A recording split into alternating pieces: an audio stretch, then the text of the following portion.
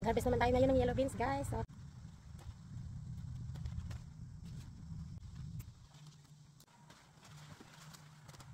yan, malaki na, malaki na. Malaki na harvest kasi kasi malaki sila. Papatuloy ko na lang yan para sa next year marami akong itanim. Yung pepper ko, hinog na. Yung isa. Papalaki-lakihin ko pa ng konti. Ito yung mga sili na nilagay ko sa basement. Oh. Mga sili ko pa to last year na hinukay ko. Tapos nilagay ko dyan sa paso. Tapos yan din, ganun din. Oh.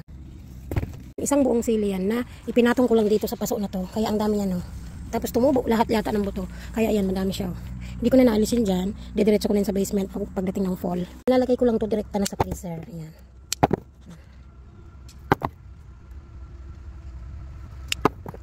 Yan.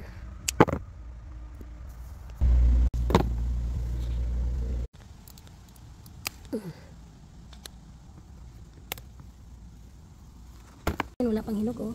Ang anghang daw niyan. Ang ganda. Tingnan nyo naman guys. Ang bunga ng sili oh. As in sobrang dami talaga oh. Natutumba na nga. Nakatuwa oh hanggang doon sa likuran. Dali nang mahinog. Tingnan nyo naman ang nangyari oh. Na ano na. Kaya kailangan nang kunin. Oops.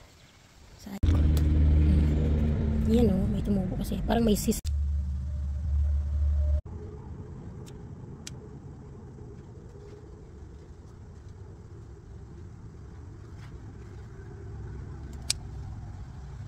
Yan. Okra.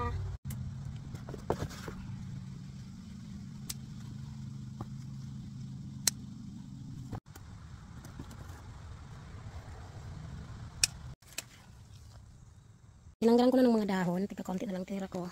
Isa na to ay titira ko, papahinugin ko na to para may pangtanim ako next year.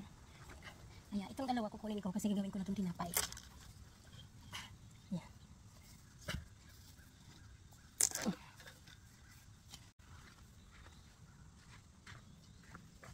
Ito naman ang pang-ulam.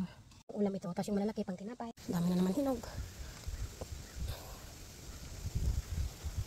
Kamatis. Yun pa. Nagka-virus ata. Ito nito ay i-save ko na naman para sa next year.